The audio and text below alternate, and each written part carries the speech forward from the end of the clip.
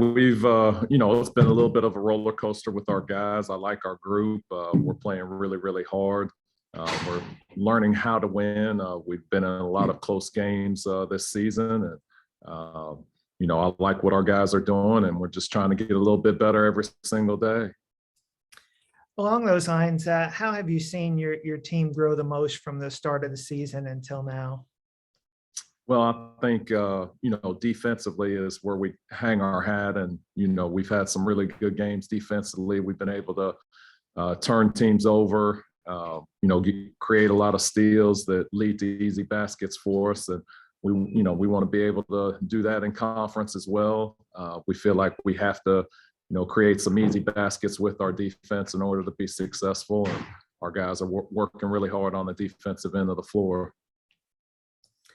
What are your thoughts on SunBelt men's basketball this year, and what are you most looking forward to about the start of conference play? I think from top to bottom, the league's about as even as I've ever seen it. There's definitely, nobody is just head and shoulders above anybody right now. And I think nobody is below. I think, 1 through 12, anybody can win the league. You're seeing it in non-conference play, very, very even. But it's going to make for a tough conference slate. I think, if you're not ready to play on any given night, you're going to get your butt whooped. And so bottom line is you have to be ready to go.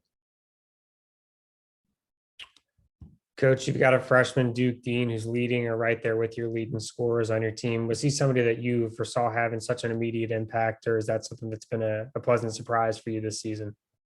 No, we figured that he was going to be a really good player for us. At Panola, he averaged 20 points per game, and I think he shot like around 48% from the three-point line. So we knew he was a big-time scorer, and he's done a great job for us so far this season. And we need him to put the ball in the hole for us. He's definitely one of those guys that can make tough shots, and we feel confident every time he shoots it that it's going in.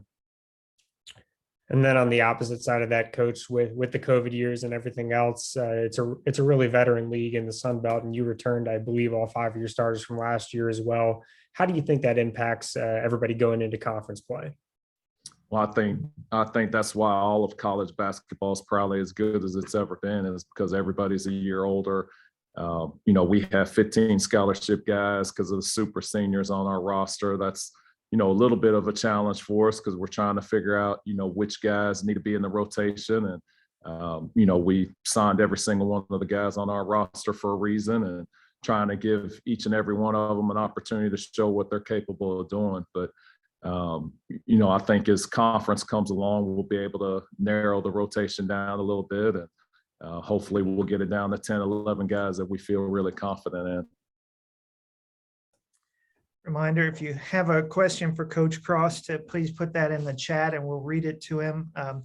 Coach, what are your thoughts on Pensacola as the home of the SunBelt tournament and the environment it creates for your student athletes and your fans?